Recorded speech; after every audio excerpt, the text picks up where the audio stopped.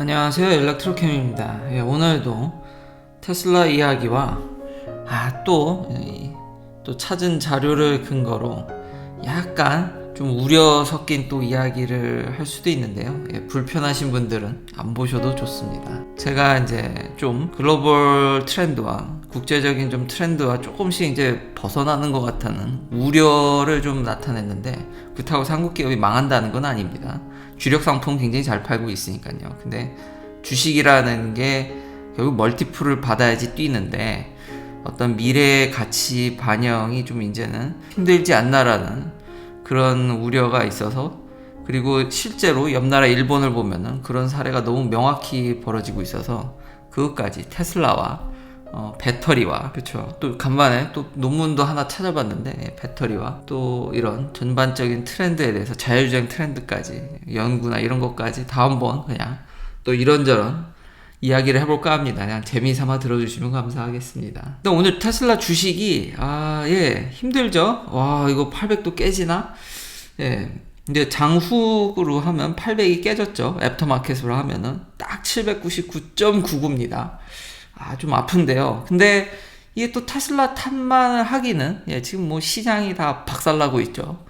다들 아시다시피 전쟁의 위험이라든지, 지금 제가 원자재 가격들도 보여드릴 텐데, 그리고 오일 프라이스는 미쳤죠. 기름 무서워서 이거 넣겠나요? 진짜 기름값이 팍팍팍 뛰는 게 보여집니다. 이게 참, 그쵸.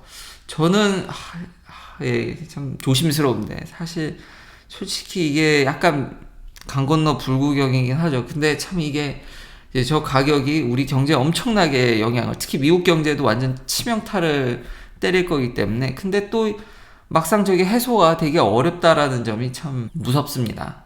여튼 지금 시장이 경제적이고 전쟁이 나 있기 때문에 그런 영향을 무시할 수 없기 때문에 이게 꼭 테슬라 탓을 하기는 어렵다.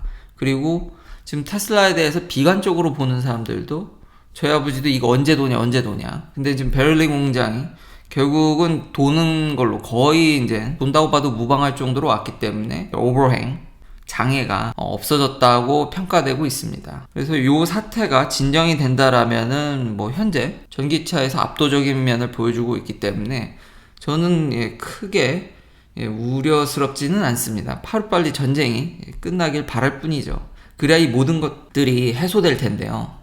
자, 기름값은 이건 뭐 미쳤습니다. 이건 좀 미쳤다는 얘기밖에 못 하겠는데요. 연일 미친 듯이 이게, 아니 배럴당 25불이 깨져가지고 뭐 선물 거래가 마이너스 어쩌고저쩌고 할 때가 욕인데요. 지금 거의 2008년 이후로 최고치를 가고 있습니다. 지금 뭐 배럴당 거의 뭐 130불 가네. 지금 거의 그 수준에 와 있죠. 지금 이 치고 올라가는 거 보십시오. 이거 무서워서 이거야. 물론 이제 물가 상승률, 인플레이션을 고려하면 이때 2008년에 맞았던 정말 초고유가 때보다는 감내할 수도 있겠다는 생각이 들지만, 근데 배럴당 가격 보니까, 그리고 지금 주변에 기름값 보면은 한때 그렇게 오래되지도 않았죠. 한 4년 됐나요, 이제? 참 사람이 간사합니다. 제가 언제 기름차를 탔더라. 한 3, 4년 전까지만 해도 탔으니까, 참 가끔 기름값 이렇게 주변에 보면, 특히 이 켈리는 뭐 미쳤죠. 뭐 전 미국에서 제일 비싸다 보니까 오죽하면 일론 머스크가 기름 덮어라고 제가 영상도 만들었죠. 원자재 값이, 근데 이것뿐만이 아닙니다. 지금 러시아 때문에 지금 다 이 지경이 났는데, 러시아가 오일이나 천연가스에도 영향을 많이 미치죠. 당연히 원인은 계속 얘기하지만 서방 국가가 엄청 한판 붙고 있기 때문에 지금 니켈도 돌았습니다. 이런 원자재나 이런 거에 있어서 러시아가 굉장히 한 축을 차지하고 있기 때문에, 이 모든 원자재 값이 너도 나도 할 거 없이 지금 여기도 돌았네요.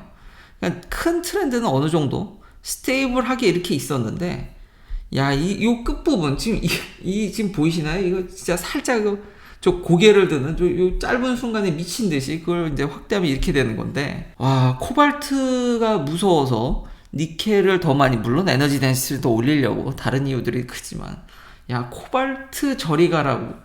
이거 니켈 무서워서 넣겠습니까? 당연히 이제 전기차 채널로서 이러면 걱정되는 게 배터리죠. 니켈이 지금 많이 필요합니다. 하이 에너지 덴시티로는. 이래서 이걸 넣을 수가 있겠나. 계속 이런 것들이 유지되면은, 야, 배터리 회사들이나 전기차 회사들이, 물론 이제 가격을 올리면 되는데, 그게 쉽냐라는 거죠. 천정부지로 결국 올리다 보면은, 우리 임금은 그렇게 오르지 않는데, 결국은 어느 정도의 난관에 봉착하게 될 텐데, 지금 오르는 속도가 미쳤다. 그럼 당연히 이제 나오는 게 인산철입니다. 인산철이거나 제가 그래서 몇 개 이 니켈 안 쓰는 배터리, 코발트 빼려고 참 그간 노력을 많이 했는데, 야, 이제 니켈도 빼야 되나?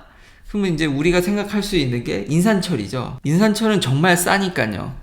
그리고 테슬라는 이미 인산철 배터리를 어느 정도 이제 저가형 모델에는 주력으로 스탠다드 레인지, 이제 명칭도 바뀌었죠. 그냥 모델 3인가 그럴걸요.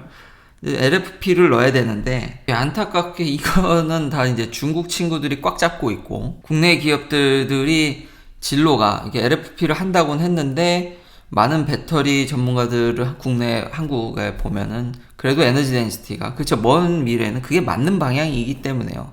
그렇지만 현재 같이 원자재가 폭등하는 상황에서는 인산철이 정말 매력적으로 보일 수밖에 없는 것 같습니다. 참 이런 것들이 국내에 좋은 영향을 줄 것 같지는 않은데요. 자, 그러면 그냥 여담으로 아예 다 인산철로 깔면 어떨까? 근데 이제 먼로 할아버지도 그걸 얘기를 했었더라고요. 4680 배터리를 인산철로 만드는 거? 그건 가능하지만 이제 플레드라든지 고성능 모델에서는 쉽지 않을 거라는 거죠. 결국 많은 이제 디스차지, 전기를 확 빨아 쓸 수 있어야 되는데, 일단 LFP 자체가 전압이 낮기 때문에 이거를 가지고 플레드라든지 고성능 모델에는 쉽지 않을 것으로 보입니다. 그러니까 제가 산 모델 S나 이제 플레드, 저 이제 리프레시 된 겁니다. 네, 그런 모델에는 적용이 어려울 것으로 보이고요. 4680에다 LFP를 넣어도, 그러니까 여전히 아무래도 사람들이 전기차에 대해서 어떤 퍼포먼스적인 면을 기대하는 면이 조금은 설베이에 보면은 그런 것들이 있기 때문에 여전히 그냥 제일 낮은 모델에 쓰일 것 같다. 그렇지만 성능을 좀 희생한다고 하면 이게 지금 100까지 가속하는데 6초 좀 안 걸리는 수준, 이것도 진짜 옛날로 치면 엄청 빠른 건데요. 근데 벌써 대번 지금 니켈을 많이 넣은 NCA 대비나 NMC 대비해서는 가속 성능이 떨어지는 걸 볼 수 있습니다. 주행거리는 얼추 비슷하게 맞췄는데요. 오히려 사실 주행거리는 더 좋아졌습니다. 왜냐하면 LFP는, 인산철은 100% 충전을 권장하더라고요. 뭐 그렇게 그거에 대해서 뭐 하지 마라 이런 수준이 아닙니다. 가끔 가다가는 배터리의 리캘리브레이션을 위해서 NCA나 NMC는 그렇게 할 필요가 없는데 오히려 데미지를 먹는 게 사실은 더 큽니다. 일부 옛날에는 자꾸 뭐 이걸 리프레시에 대해서 그렇게 한다고 하는데 별로 그렇게 오히려 득보다 실이 많습니다. 근데 인산철은 득이 더 많다라는 거죠. 대신에 가속 성능이 떨어지고 100% 충전이 가능하기 때문에 272마일을, 이거 마일입니다. 킬로미터가 아니라 272마일을 다 이렇게 100% 쓸 수 있다고 한다라고 그러면은, 저는 앞으로 이렇게 원자재 고공 상승이 인산철 배터리의 보급을 앞당길 걸로 보고 있습니다. 롱레인지를 90%만 쓰는 것과 LFP를 100% 충전해서 쓰는 것에 있어서, 그러니까 성능을 좀 포기하면은 가격하고 주행거리에 있어서도 진짜 인산철이 매력적이네요. 그러니까 참 이런 부분들 뒤에도 좀 얘기를 할 거지만, 초창기에 국내 기업들이 인산철에 대해서, 제가 인산철이 참 매력적이다라고 얘기를 많이 했었는데 그거에 대해서 비판적 댓글을 많이 받았거든요. 근데 결국은 더 지금 각광받는 시대로 요 짧은 시일에는 지금 원자재 값이 스테이블라이즈 되지 않는 한은 정말 인산철은 현재로서는 최고의 선택이라고 얘기할 수밖에 없겠네요. 그러나 이제 정리하면 낮은 전압과 빨아들일 수가 없기 때문에 고성능에서는 무리다. 그러니까 현재 뭐 퍼포먼스 모델이라든지 고급 S나 X에는 적용될 확률은 4680을 간다 할지라도 인산철은 적용되지 않습니다. 그러나 지금 주력 모델들의 스탠다드 레인지가 100% 충전 가용이 가능하다면은, 그리고 4680으로 인해서 무게를 좀 더 줄일 수 있다라고 하면은 결국 주력 모델에서도 인산철이 치고 들어가는 거 아닌가, 이런 부분들이 시장이 받아들여진다라고 하면은 충분히 한 축은 자리 잡을 수 있겠다. 국내의 초기에 배터리 전문가들이 예측한 거는 진짜 딴판으로 가고 있다. 자, 그러면은 니켈도 안 쓰는 이제 니켈도 참 어려운데요. 코발트 빼느라 그 애를 썼는데 지금 니켈 값이 지금 뭐 저렇게 슈팅되면은 그래도 니켈은 매장량이 많기 때문에 그래도 안정적으로 돌아오지 않을까 싶지만 저런 것들이 배터리 회사들한테 엄청, 그리고 저가격이면은 지금 당장 차에서 배터리 빼다가 팔면 차값이 이게 돈을 엄청 벌겠네요. 니켈을 아예 없애는 쪽으로. 그러면은 또 하나 대안이 있긴 합니다. 그래도 조금 가시 꺼내온 게 리튬 설퍼입니다. 이것도 제가 여러 번 다뤘죠. 정말 에너지 덴시티가 한 단계 더 뛰는, 우리가 하이니켈을 넘는, 그치만 이거는 설파이드, 이거 쓰면 쓸수록 그 리튬 아이온에 설퍼가 붙어가지고 쪼르르 따라다녀가지고 금방 배터리의 용량이라든지 성능을 그냥 갉아먹죠. 그런 문제들이 있는데 진짜 최신 기사들 보면은 또 논문이 이렇게 나옵니다. 또 뭘 이렇게 브렉스루를 했습니다. 한국 뉴스죠. 한국 뉴스도 이렇게 보면은 어떤데 이제 논문을 내서 또 우리가 이런 걸 깼습니다. 그래서 막 금방 올 것 같이 얘기하지만 제가 논문 읽어주는 그런 횟수가 좀 줄었죠. 그래서 이렇게 앱스트랙트를 보면은 의미는 있습니다. 이걸 절대 이 일을 무시하는 게 아닙니다. 학계에 있어서는 이 정도면 진짜 저는 잘했다고 보고요. 저도 이런데 논문 쓰면은 잘했다라고 생각을 합니다. 근데 투자자나 현실적으로 소비자 입장에서 이게 와닿냐라는 거죠. 그러기에는 거리가 굉장히 멀죠. 여기 Porous Aromatic Framework라고 해서 모프 메탈 오브 프레임 같은 게 생각나긴 하는데, 이런 포러스 스트럭처를 써가지고 최대한 그 디그레디에이션을 좀 막았다라는, 그러니까 학계적인 어느 발견이죠. 그리고 한국 분들이 좋아하시는 이 페이퍼가 어디 나갔나 봤더니 Journal of Material Chemistry A 여기 이제 나갔는데 임팩트 팩터가, 한국 분들은 임팩트 팩터를 워낙 좋아하시니까요.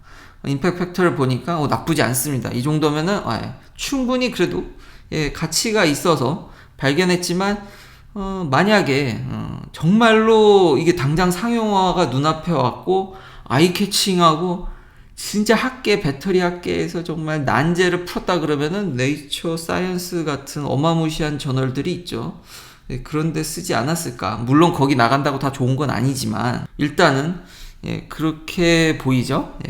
제가 예전에도 이야기를 했듯이 내용이 모르면은 저런 임팩트 팩터나 정형화된 숫자가 꼭 다 전부는 아니거든요. 꼭 그렇진 않습니다.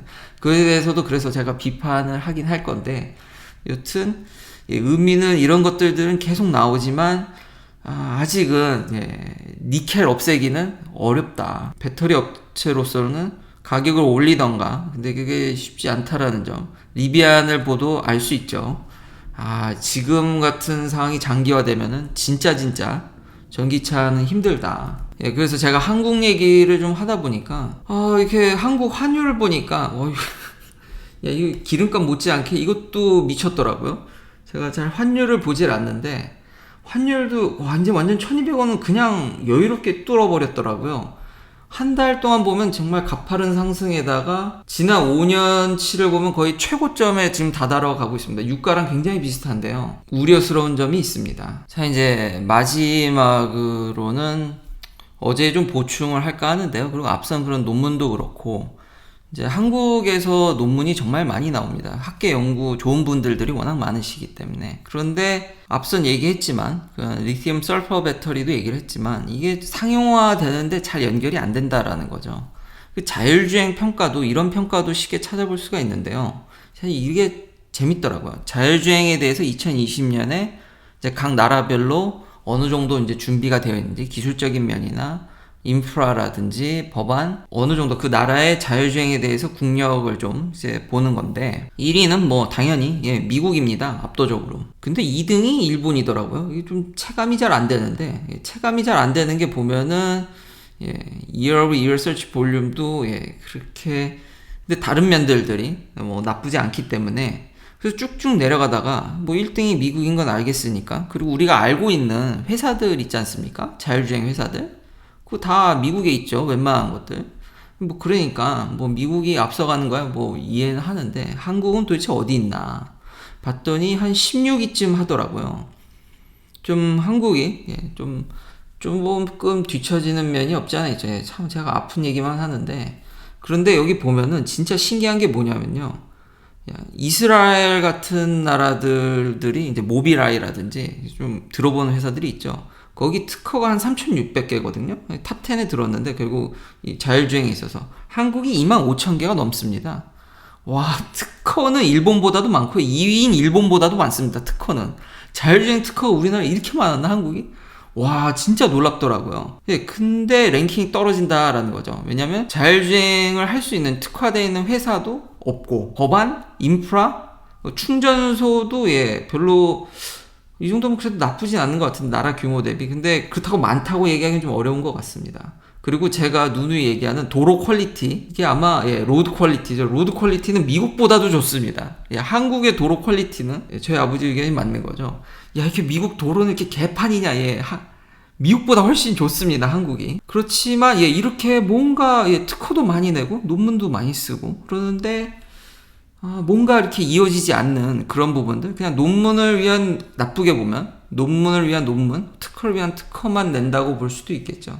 피인용이라고 하죠. 사이테이션이 떨어지고, 그러니까 누가 이제 어떤 크게 한 방 하면은 거기에 뭔가 이렇게 바꿔서 계속 논문을 쓰려는 거지, 뭔가 이렇게 주도적으로 하지 않는 그런 부분들이, 저도 어제 그런 면들이 좀 아쉬워서 그런 얘기를 했는데, 그러니까 각각의 기술적인 면들을 보면은 한국의 어떤 상황이 이렇게 엿보인다라는 거죠. 이런 것들, 지표들을 보면은. 그리고 제가 어제 삼성에 대해서, 요즘 사태에 대해서 좀 비판을 많이 했고, 갈라파고스화 된다라는 점. 제가 일본 얘기를 했죠. 예를 하나 드리면은 소니의 엑스페리어라는 스마트폰이 있습니다. 이거 꽤 괜찮은, 스펙만 보면 특히 카메라 같은 경우도, 왜냐하면 소니가 카메라를 굉장히 잘하니까요. 그리고 센서, CMOS 센서를 워낙 잘 만드니까 CCD에 있어서도 소니는 항상 앞서갔었습니다. 그 정말 만들기 까다로운 반도체인데, 소니 폰 보면 그렇게 나쁘지 않죠. 근데 주변에서 소니 폰 못 보시죠? 저도 못 봅니다. 미국에도 없고요. 쓰는 사람을 제가 본 적이 없습니다. 근데 소니가 그렇게 스마트폰을 많이 꽤 이제 팔아서 이제 뭔가 흑자가 나네, 뭐 이런 얘기가 나오더라고요. 이게 뭔 소린가? 폰 스펙 보면 나쁘지 않고, 저도 언더케이지라는 유명 유튜버 분이나 이런 분들이 리뷰하면 저런 폰이 있구나, 좀 괜찮은 것 같은데 뭔가 이상하다는 거죠. 그리고 글로벌 트렌드에 맞지 않고, 아니 내 주변도 못 보고 저희 부모님도 모르고, 한국에도 소니 폰이 있습니까? 저 스마트폰 부서가 망한 줄 알았는데 아닙니다. 팝니다. 팔더라고요. 어디서? 일본에서 팝니다. 일본에서 마켓 점유율이 2017년 이후로 보니까 글로벌에서는 1%고요. 그러니까 볼 수가 없죠. 전 세계적으로 소니 폰은 볼 수가 없습니다. 보기가 되게 힘들죠. 1%도 채 안 되니까. 유럽에서 한 4.8%랍니다. 근데 일본에서 16.3%랍니다. 그리고 그렇게 된 지 꽤 된 거죠. 2017년부터. 그러니까 소니가 폰을 안 하는 게 아니라 이제 일본에서만 그나마 좀 팔린다라는 거죠. 그래서 일본의 스마트폰 마켓시어를 보니까 1등이 애플이고요. 2등이 소니입니다. 그러니까 뭔가 시사하는 바가 많죠. 3등이 삼성이네요. 진짜 삼성 대단하네요. 삼성의 주력 제품인 메모리나, 다시 한번 현대기아차의 아직 내연기관 주력 제품들은 나쁘지 않아서 단실에 없어지거나 절대 그러지 않습니다. 잘하고 있습니다. 다만 어떤 미래의 가치가 이제 거의 뭘 반영할 만한 게 좀 위태위태하지 않나라는 걱정은 충분히 해볼 수 있다라는 거죠. 그리고 지금 한국에서 맨날 삼성의 스마트폰이 새로 나오면 애플의 최대 적수다, 애플은 곧 망할 거다, 이제 댓글 보면은, 그런 기사의 댓글 보면은 무슨 댓글이 달리는지는 아시겠지만, 그래도 천편일률적으로 테슬라도 마찬가지입니다. 모델 Y가 별로 한국의 인플루언서들 분들한테 별로 딱히 이렇게 인정을 못 받는 분위기인 거를 저도 제 채널 댓글만 보더라도 많이 느껴집니다. 그런데 결과는 어떤가요? 어제도 그렇고, 예전에도 잘 팔렸고, 지금도 잘 팔리고 있고, 압도적 1등입니다. 앞으로도 잘 팔릴 거고, 앞으로도 테슬라의 주력 모델일 겁니다, 상당. 근데 그것에 대해서 한국에서는 별로 평이 박하죠. 폰도 마찬가지고요. 근데 일본에서의 상황이 결국 애플이 다 먹고, 거기서 2등하고 꽤 팔리고, 글로벌화, 그러니까 밖에서 보기에는 하나도 안 팔리는, 뭔가 점점 이렇게 디커플링이 생기는 거 아닌가.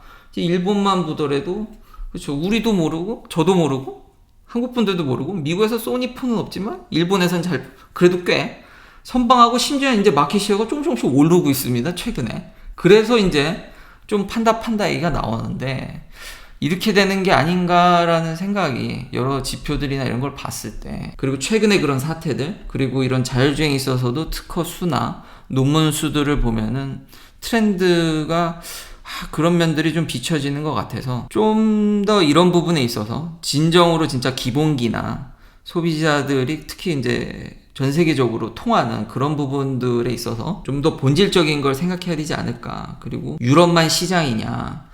근데 전 세계적으로 전기차의 시장은 미국, 중국, 유럽이긴 맞습니다. 근데 중국에 들어가기 어렵죠. 중국이라는 독특한 상황 때문에. 근데 미국도 안 하고 오직 유럽에서만, 그 유럽이 그렇게 뜨는 태양 같다는 생각은 들지 않거든요. 그럼 전 세계 3대 시장 중 하나만 먹고 살아남을 수 있는 자동차 회사 없다고 봅니다. 예, 미국에서 성공을 못하면, 어느 정도 자리를 잡지 못하면은 미국만 시장이 아니요, 미국에서 정착 못하면은 굉장히 어려울 겁니다. 그렇기 때문에 지금 뭐 스마트폰이든 자율주행이든 전기차든 이런 상황들이 좀 보여서, 저도 그리고 국뽕 TV 좋아합니다. 그런 오히려 진짜 한 장르로 인정해야 되지 않을까. 들으면 정말 시원하거든요. 근데 드라마는 드라마로 봐야지 현실을 너무 외면하지 않았으면 좋겠습니다. 긴 영상 시청해 주셔서 감사합니다. 내일도 테슬라 관련 이야기들로 찾아뵙겠습니다.